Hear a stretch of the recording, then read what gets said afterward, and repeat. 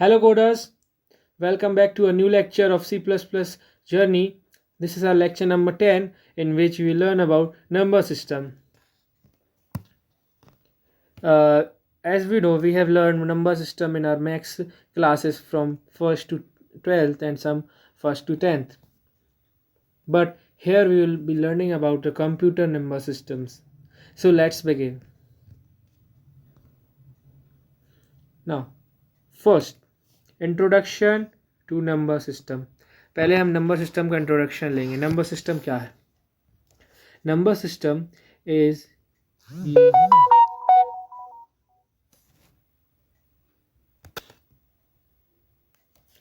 number system is used to represent using different forms and different base values. ये आप copy में note down कर लीजिए, फिर इसको हम समझाते हैं क्या बोला हमने. नंबर सिस्टम क्या है? नंबर सिस्टम एक वैल्यू या सिस्टम टाइप कह सकते हैं जिससे हम डिफरेंट फॉर्म या डिफरेंट बेस वैल्यूज़ को रिप्रेजेंट कर सकते हैं. ठीक है, इसको देखते हैं. जैसे हमारे पास, आपको पता है, कंप्यूटर में हम अभी तक हमने दो ही टाइप के नंबर सिस्टम पढ़े हैं. एक है decimal and other is binary. ठीक है, आगे देखते हैं. तो पहला है हमारा number system decimal number system. Decimal number system क्या है? डेसिमल नंबर सिस्टम ये है कि डेसिमल नंबर सिस्टम हमेशा 0 से 9 डिजिट्स में रहता है एंड इसकी हमेशा पावर 10 होती है. जैसे अगर हम कहें पावर ऑफ 10 मतलब 520 द पावर 10, तो ये हमारा हमेशा डेसिमल नंबर सिस्टम कहलाएगा. ये होता है representation of decimal number system.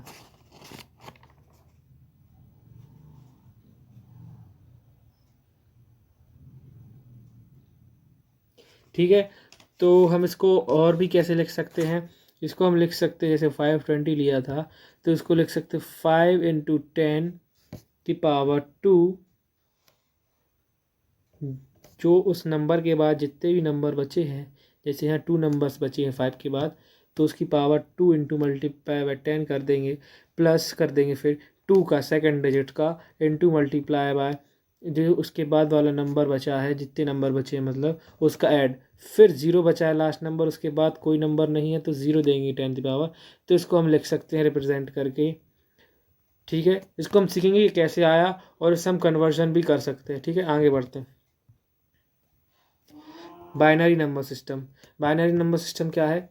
Binary number system हमेशा 0 और 1 के डिजिट में रहता है और इसकी पावर 2 होती है हमेशा. यह बेस वैल्यू भी 2 होती है, सेम चीज़ है. अगर हम लिखें 10102, तो ये होता है representation of binary number system. ठीक है,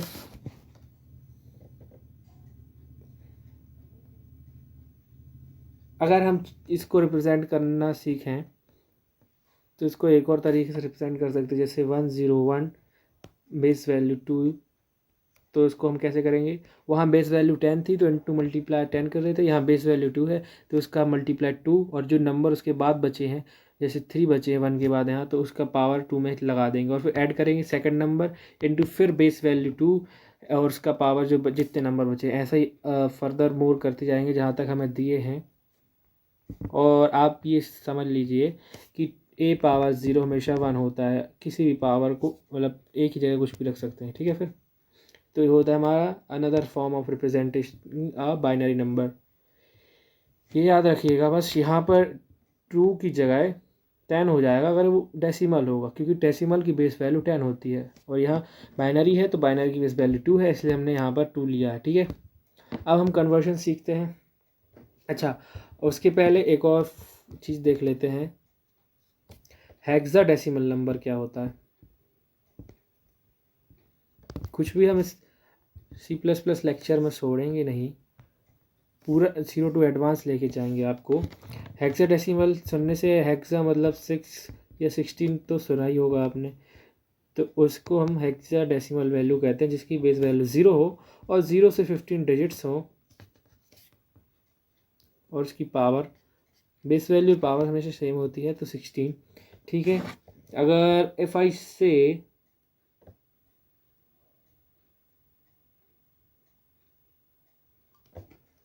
कि अच्छा, एक इसको डिनोशन भी कह देते हैं। अगर कहीं आपको वैल्यू में ए दिखे तो वो 10 के बराबर होता है, बी दिखे तो 11 के बराबर, तो एंड सो ऑन 12, 13, 14 टिल 15। ठीक है, क्योंकि 15 तक रहते हैं, बाकी 10 के नीचे टिल 9 तक अपने नंबर ही लिखे रहते हैं। इसके ऊपर ए बी सी डी ई और एफ तक लिखे रहते हैं। 0 से 9 डिजिट्स ही लिखी रहती है हमेशा, और मोर देन 9 या 10 से 10 या 10 से बड़े को हम A B C D E F तक लिखते हैं 15 तक। ठीक है, अगर मैं बोलूँ यहाँ पे 4A एफ सी पावर 16, तो ये हेक्साडेसिमल हो गया। पहले अपन ने बेस पावर से अपन ने चेक कर लिया, और ए का हमें पता है, ए क्या होता है, ए होता है 10, सी होता है 12। तो इसको रिप्रेजेंट कैसे करोगे, सिर्फ यहाँ 2 की जगह बेस वैल्यू 16 कर देनी है और पावर के फर्दर जितने नंबर बचे वो देने। ठीक है, और कुछ नहीं है। तो ये भी हमने सीख लिया। ऐसे ही हम धीरे धीरे पूरी C++ आपको एकदम बैठा देंगे आराम से। ठीक है, तो आगे बढ़ते हैं। अब कन्वर्जन देखते हैं, कन्वर्जन्स कैसे कर सकते हैं। एफ आई से पहले हम बाइनरी नंबर दिया है 1011 पावर 2, उसको मैं डेसिमल में करना है, तो हमने क्या दिखाया था, बेस वैल्यू से करना है। तो ये हमारा फॉर्मूला कह लीजिए या कुछ भी कह लीजिए, रिप्रेजेंटेशन उसको हम कर लेंगे, और इसकी जो वैल्यू आएगी ना, उसका जो आंसर आएगा, जैसे 11 आता है तो ये हमारा डेसिमल नंबर होगा। डेसिमल नंबर को रिप्रेजेंटेशन दे देंगे हम 10 पावर से। ठीक है, तो ये नॉर्मल से कन्वर्जन्स था। और अगर हम ये तो हमने ह्यूमन लैंग्वेज या ह्यूमन ही सीख लिया, अगर हमें कंप्यूटर में देखना हो तो कैसे देखेंगे, आइए सीखते हैं। अगर हम कोड में लिखें, जैसे पहले देख लीजिए ओवरव्यू कैसे करेंगे। जैसे 101 को पावर 2 दिया है, इसको हम कैसे लिखते हैं,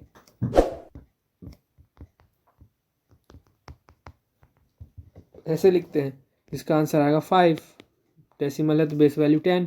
अब हमें ये ऐसे चाहिए है तो क्या करेंगे, देखिए अगर हमें इसका रिमाइंडर निकालना है, मतलब लास्ट वैल्यू, तो मॉड्यूलस ऑपरेटर यूज़ कर लेंगे, उससे हमें लास्ट वैल्यू जो कि 1 है वो मिल जाएगी। और हमें पता है लास्ट वैल्यू को हम हमेशा 2 की पावर 0 से करते हैं, यहाँ उल्टा चल रहे हैं, सीधा नहीं। ठीक है, ऐसे ही हमें फिर यहाँ पर बचेगा क्या, 10, उसका मॉड्यूलस लगा देंगे तो अपन को रिमाइंडर देगा 0। 0 के फिर ये पावर बढ़ दी जाएगी यहाँ पर 2, और अगर 1 बचा है तो उसका मॉड्यूलस 10, उस 2 और फिर इसकी पावर 2।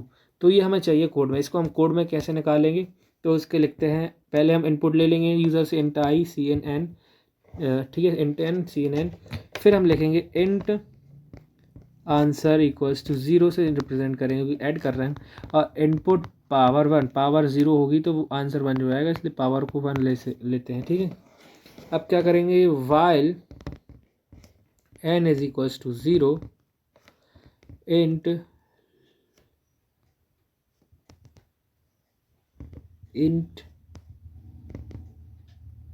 लास्ट डिजिट LD लिख रहे हैं, जिसको हम का एंड मॉड्यूलस से कर देंगे, और आंसर में हम लास्ट डिजिट इनटू पावर का ऐड कर देंगे। ठीक है, और फिर हम पावर का 2 से मल्टीप्लाई कर देंगे, और लास्ट में n को 10 से डिवाइड कर देंगे, जैसे हमने पिछले कोड में किया था। तो इसको हम आइए कोड में रन करके देखते हैं और आउटपुट निकालते हैं, आंसर क्या आएगा हमारा। ठीक है, सो कोडर्स यहाँ स्क्रीन पे अपनी नज़रें रख लें, क्योंकि हम यहाँ पर बाइनरी टू डेसिमल कन्वर्जन करना जा रहे हैं। हाँ, तो जो का पार्ट हम कोड लिखेंगे, पहले हम अपना फंक्शन लिख लेते हैं,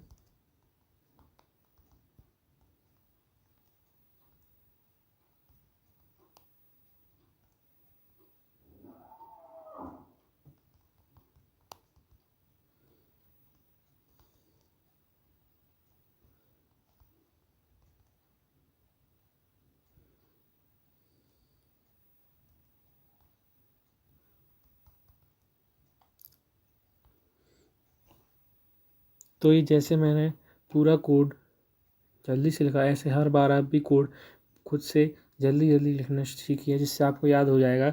ठीक है, तो हम अपना अंदर का फंक्शन लिखते हैं इंट मेन के अंदर। इंट मेन में लिखेंगे रिवर्स, जिसकी इनिशियल वैल्यू हम 0 से दे देंगे। ठीक है, क्योंकि हमें इसकी वोल्टेज पीछे से निकालना है, अभी हम आगे से मल्टीप्लाई कर रहे थे।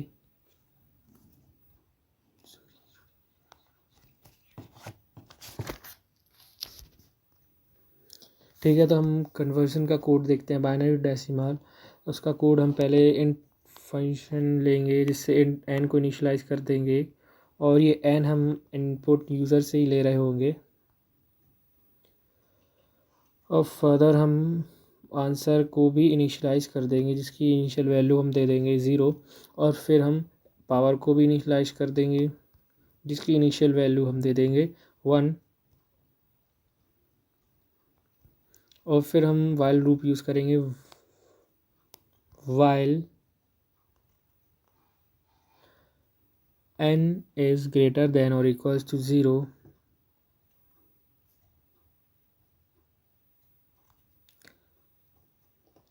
जब तक n ग्रेटर देन या इक्वल्स 0 हो जाता है, उसमें हम लास्ट डिजिट को मॉडुलस 10 लेके करेंगे, जिसमें हम आंसर को हमेशा लास्ट डिजिट इनटू पावर से मल्टीप्लाई करके ऐड कर देंगे।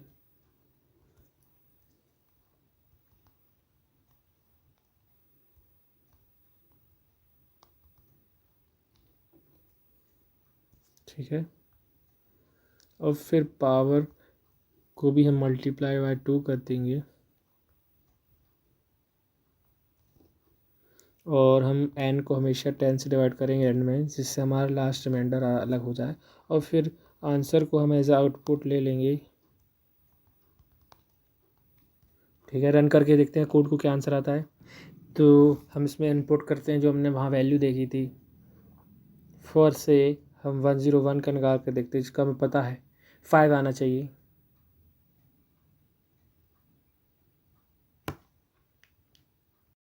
चलिए, तो जैसे अभी हमने देखा बाइनरी टू डेसिमल, अब हम चाहें तो इसको उल्टा भी करवा सकते हैं, जैसे डेसिमल टू बाइनरी कैसे कन्वर्ट करते हैं। ठीक है, अगर हमारे पास डेसिमल नंबर दिया हो, ये जैसे हमारे पास दिया है, कोई भी नंबर ले लो, जैसे अभी हमने पिछले सीखा 5, तो इसको देख लेते हैं।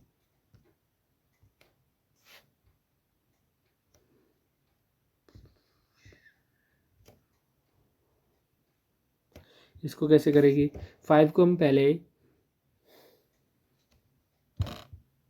2 से डिवाइड करेंगे, 5 का 2 से डिवाइड करने में 4 आएगा, और जो रिमाइंडर बचता है, जैसे कि 1 बचा है तो उसको यहाँ रख देंगे, और फिर हम फर्दर मोड 2 से ही डिवाइड करेंगे, और जो रिमाइंडर बचेगा उसको यहाँ रख देंगे, और फिर यहाँ का रिमाइंडर यहीं रहने देंगे। ठीक है, जैसे अब 4 को 2 से डिवाइड करने पर 0 आता है, और यहाँ 1 आएगा, और रिमाइंडर 0 आएगा, तो यहाँ 0। अब 2 को 1 से डिवाइड करने पे क्या आएगा, कुछ नहीं, क्योंकि 1 तो 1 होता है। तो अब ये ऐसे एंड हो जाएगा यहाँ पर कोड पे, अगर और होता तो ये चलता जाता है फर्दर। ठीक है, और फिर हमें लिखना कैसे है, इसको पहले हम यहाँ से ये वाली वैल्यू को पहले रखेंगे, और फिर यहाँ से ऊपर की तरफ चलेंगे। तो यहाँ पहला वैल्यू क्या है, ये 1, फिर दूसरा 0, फिर तीसरा 1। ये अभी सेम है, लेकिन कहीं कहीं हर बार सेम नहीं हो सकता, इसलिए हमें हमेशा रूल को फॉलो करना है, नीचे से ऊपर कर लिखना है, जैसे 1 0 एंड देन 1। ठीक है, ये तो होगा हमारा नॉर्मल तरीका। अब हम इसको कोड में कैसे बदल देंगे ये सीखते हैं। पहले हम इसका ओवरव्यू देख लेते हैं, ये सीधा कोड ही लिख लेते हैं, पीछे हमने समझा ही दिया। एंट ले लेंगे, एन सी एन ले लेंगे, एन पावर को 0 रखेंगे, आंसर को भी 0 रखेंगे। अब उसके अंदर हम वाइल कंडीशन लूप लगाएंगे, while N is greater than 0, int party digit P D, जो कि एन की मॉड्यूलस 2 है, और फिर आंसर को हम प्लस कर देंगे party digit P D into power. ठीक है, और पावर को हम मल्टीप्लाई 10 करेंगे, क्योंकि इस बार हमारा बेस वैल्यू 10 है, पिछली बार 2 था इसलिए 2 लिया, और फिर लास्ट में n को 2 से डिवाइड कर देंगे, फिर हम आंसर निकालेंगे। तो ये हमारा नॉर्मल सा कोड रहा हमें डेसिमल टू बाइनरी कन्वर्ट करने का। ठीक है, इसको हम बताते हैं पार्टी डिजिट क्या है। पार्टी डिजिट ये होता है, जैसे अगर हमने पार्टी डिजिट n को डिवाइड किया 2 से, तो जो रिमाइंडर आएगा तो वो चेक करेगा बाद में कि ऑड है कि even. Party odd of n बोलते हैं 1 और पार्टी इवन ऑफ n बोलते हैं 0। ठीक है, ये कोड की थोड़ी वैल्यूज हैं, इसको याद रखना पड़ेगा। Party of odd of n is 1 and party of odd of even of n is 0। ठीक है, आइए इसको कोड में चेक करके देखते हैं क्या आंसर दे रहा है। तो ये हमारा नेक्स्ट है डेसिमल टू बाइनरी कन्वर्ट करने के लिए, जो कि इनिशियल्स हमने जो लिए थे वो सेम ही रहेंगे। इसमें हम वाइल लूप को करेंगे हमेशा n से बड़ा, नॉट इक्वल हमेशा।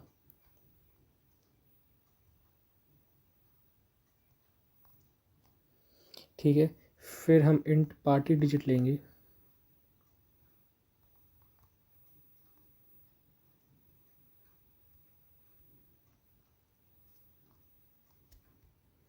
पार्टी डिजिट को हमेशा हम 2 का मॉडुलस लेंगे।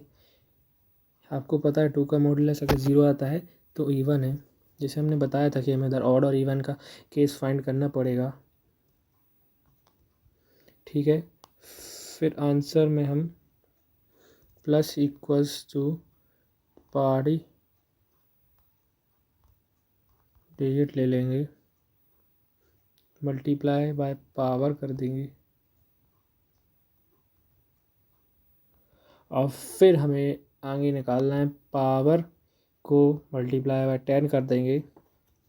क्या कर रहे हैं, पावर को मल्टीप्लाई बाय 10 क्यों कर रहे हैं, क्योंकि आपको पता है अगर हम 10 इंटू 10 करें तो 10 का स्क्वायर होता है, इसलिए हमें पावर इंक्रीज़ करना है 111, तो उसका हम खुद से मल्टीप्लाई करेंगे, तभी तो 1 बाय 1 पावर इंक्रीज़ होगी। इसलिए हमने पिछले में पावर 2 से मल्टीप्लाई की थी, इसमें 10 से कर रहे हैं, और इसमें हम डिवाइड बाय 2 लेंगे।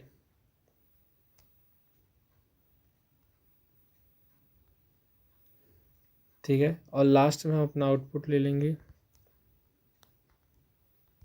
आंसर को। तो चलिए वो कोड को रन करके देखते हैं। तो हम वैल्यू वही सेम रखेंगे, जैसे 5 को क्या आना चाहिए, देखा आपने 101 आया।